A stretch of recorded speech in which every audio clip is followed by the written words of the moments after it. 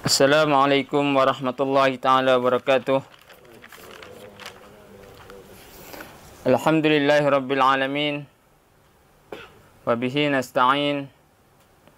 Wassalatu wassalamu ala asyrafil anbiya'i wal mursalin. Wa ala alihi wa sahbihi wa man tabi'ahum bi ihsanin ila yaumiddin. Alhamdulillah, bersyukur pada Allah SWT kerana kita dikurniakan nikmat, dua nikmat yang besar, iaitu iman dan Islam. Dua nikmat yang mana hanya diberi kepada yang layak oleh Allah SWT. Dia merupakan satu kurniaan, bukan satu kewajipan daripada Allah. Ingat ya, nikmat iman dan Islam ni bukanlah satu kewajipan daripada Allah, tapi dia satu kurniaan daripada Allah. Dan Allah Ta'ala bagi pada yang layak. Macam mana kera, kan? Kera kalau kita bagi bunga, dia tak layak dengan bunga tersebut, kan? Yang layak dengan dia adalah bagi pisang. Bagi pisang baru dimakan, kan? Kalau dengan bunga dia akan buang. Jadi begitulah juga nikmat iman dan Islam ini Allah Ta'ala beri hanya kepada mereka yang layak. Dan alhamdulillah, kita bersyukur kepada Allah SWT kerana Allah Ta'ala telah beri kepada kita dua nikmat ini, yang mana nikmat yang terlalu besar di sisi Allah SWT.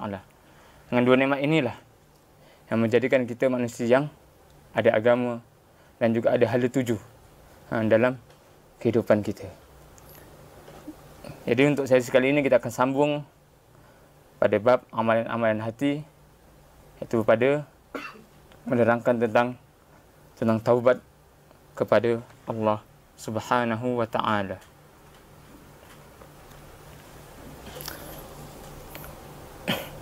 Seperti mana firman Allah SWT, Ya ayyuhalladzina amanu tubu ilallahi taubatan nasuha asa rabbukum ay yukaffira ankum sayyi'atikum wa yadkhulakum jannatin tajri min tahtiha al-anhar ila akhiril ayah.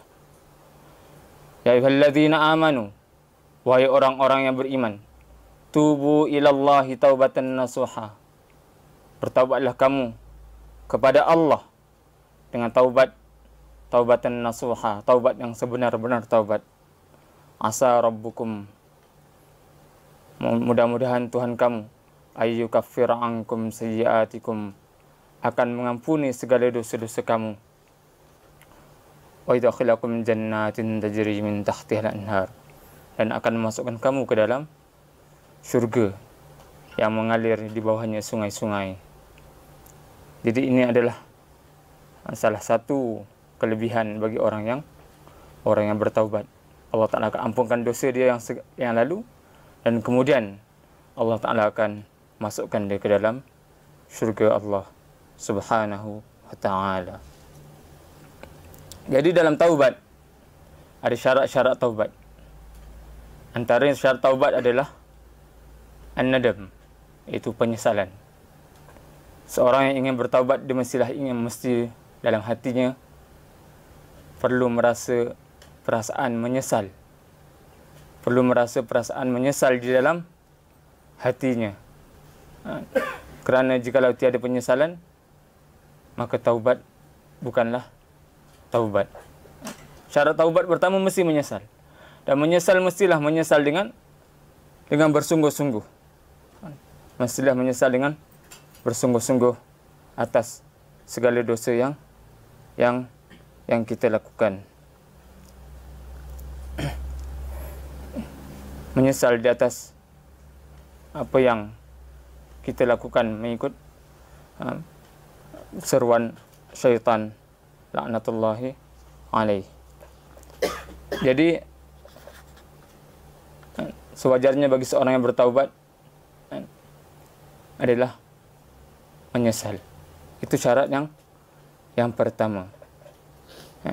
Contoh, kalau orang yang bertaubat, maka dia kena pergi ke tempat yang sunyi ataupun bangun malam dan merintih, menangis, memohon kepada Allah Subhanahu wa Ta'ala atas segala dosa-dosa yang lalu, melakukan solat sunat, taubat dan seterusnya, memohon ampun kepada Allah Subhanahu wa Ta'ala.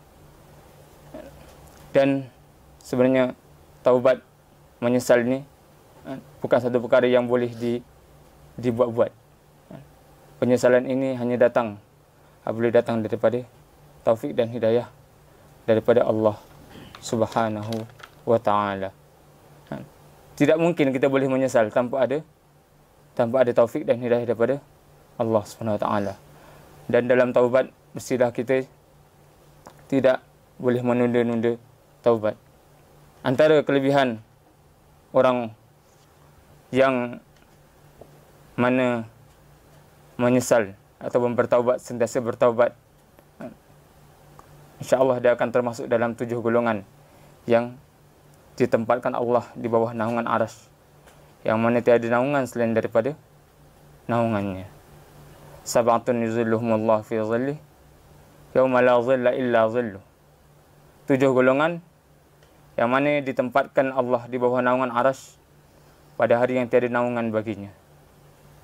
Ketika itu manusia dalam keadaan panas, sehingga ada yang peluhnya sehingga ke kakinya, ada peluhnya sehingga ke pinggangnya, ada peluhnya sehingga ke lehernya, ada peluhnya sehingga menenggelamkan seluruh tubuh badannya. Tetapi 7 golongan ini, 7 golongan yang mana Allah SWT beri kelebihan kepada mereka, ditempatkan di bawah naungan arsy dan tidak terkena panas pancaran terik panas matahari. Yang dikatakan matahari ketika itu adalah jaraknya sejengkal. Kalau kita matahari macam ni pun kita dah rasa kepanasan tak ada aircon, bagaimanakah pula pada waktu yang mana kita semua pada hari mahsyar kelak akan berada di situ yang mana matahari jaraknya hanya sejengkal. Jadi siapakah golongan-golongan yang bertuah ini? Antaranya imamun adilun, imam yang adil ataupun pemerintah yang adil. Pemerintah yang adil, kerana tanggungjawab pemerintah adalah besar dan kemungkinan besar mereka banyak mencuaikan tanggungjawab mereka. Sebab itulah orang yang pemimpin yang adil, mereka akan mendapat naungan pada hari akhirat kelak. Kemudian syabun nasya'a fi ibadatillah, pemuda-pemuda yang menghabiskan usia mudanya di dalam beribadah, bertaqarrub kepada Allah Subhanahu wa taala. Ini golongan yang kedua. Kerana golongan pemuda ni, biasa golongan pemuda, golongan yang mana nafsu syahwatnya dalam keadaan tinggi, gejolak. Sering kali sebagai seorang muda kita merasakan bahawa mati itu terlalu jauh. Mati itu terlalu jauh daripada kita. Dan kebanyakan orang ingin menunda-nunda taubat dia sehingga ke usia tuanya. Tetapi golongan pemuda yang mana diberi taufik oleh Allah SWT untuk beribadah kepada Allah di waktu usia mudanya, untuk bertaqarrub, untuk menghampirkan diri kepada Allah di waktu usia mudanya, maka dia termasuk dalam golongan ini. Yang ketiga adalah warajulani tahabba fillah ijtama'a alaihi wa tafarraqa alaihi. Dua lelaki ataupun dua manusia, dua lelaki ataupun dua perempuan yang mana mereka berjumpa dan bertemu dan berpisah semata-mata kerana Allah. Bukan kerana tujuan lain, bukan kerana maksud lain. Bukan kerana ingin projek dan bukan kerana ingin belanja makan dan seumpamanya. Tetapi semata-mata kerana Allah. Maka golongan inilah antara golongan yang mana dimasukkan di dalam 7 golongan yang di bawah naungan arsy kelak. Kemudian lelaki yang diuji dengan wanita bangsawan lagi jelita seraya berkata, inni akhafullah wa rajulun asabatu dzatam ratin wa jamalin. Lelaki yang diuji dengan wanita bangsawan, wanita yang berharta, yang berpengaruh, yang mempunyai kedudukan, dan dalam masa yang sama dia mempunyai rupa dan kecantikan. Lantas apa yang lelaki tersebut berkata? Dia berkata kepada perempuan tersebut, apabila perempuan tersebut ingin mengajak kepada perbuatan terkutuknya, maka dia berkata, sesungguhnya aku takutkan Allah. Sesungguhnya aku takutkan Allah. Kemudian lelaki yang tasaddaqa bisadaqatin fakhfaha hatta la ta'lamu yaminuhu la ta'lamu shimaluhu ma yunfiqu yaminuh.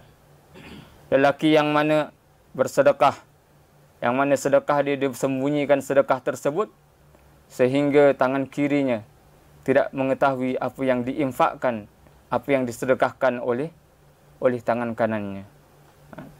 Oleh tangan kanannya. Begitu ikhlasnya dia dalam bersedekah, begitu sembunyinya di dalam bersedekah, sehingga diumpamakan bahawa tangan kirinya tidak mengetahui apa yang diinfakkan oleh tangan kanannya. Kerana dia nak jaga hati dia, nak jaga sifat ikhlas supaya tidak riak, tidak ujub, tidak ada sifat takabur, tidak ada sifat mengungkit dan sebagainya. Maka satu perkara yang begitu sukar sebenarnya. Bersedekah dalam keadaan tidak diketahui oleh orang lain. Tidak diketahui oleh orang lain. Hatta diri dia sendiri tidak mengetahui. Hatta tangan kanan dia pun, tangan kiri dia pun tidak mengetahui apa yang disedekahkan oleh tangan kanannya. Dan seterusnya lelaki yang mengingati Allah. Inilah yang dimaksudkan dalam bab penyesalan tadi. Lelaki yang rajulun dzakarallahu khalian fafadat ainahu. Lelaki yang mana dia mengingati Allah. Sama ada dia meminta ampun kepada Allah ataupun dia mengingati Allah khalian, dalam keadaan sunyi diri. Maksudnya hatinya dalam keadaan bersih, suci. Hatinya dalam keadaan kosong. Dan dia mengingati Allah dalam keadaan begitu. Sama ada dia mengingati Allah tersebut dalam keadaan perkumpulan yang ramai-ramai dan dia mengingati Allah, ataupun dalam keadaan dia berseorangan dan dia mengingati Allah.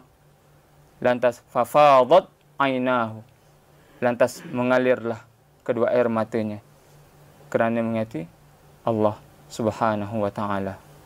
Jadi penyesalan beginilah yang perlukan untuk seorang yang bertaubat kepada Allah Subhanahu wa ta'ala.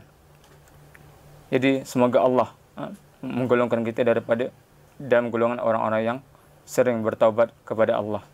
Dan semoga Allah menggolongkan kita di dalam golongan orang-orang yang mana disebut, yang mana tergolong dalam 7 golongan orang yang dinaungi oleh Allah di bawah naungan arsy di hari yang mana tiada naungan selain naungan darinya.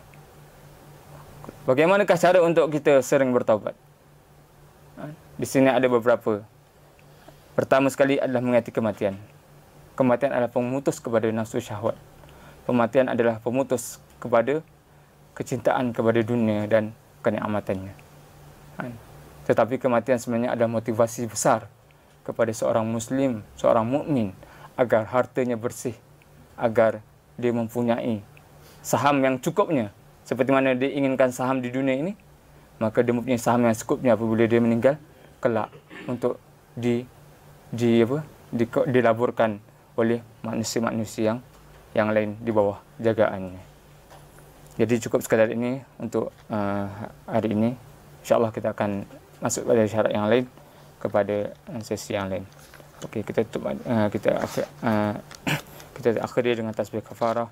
Subhanakallahumma wa bihamdika asyhadu an la ilaha illa anta astaghfiruka wa atubu ilaik.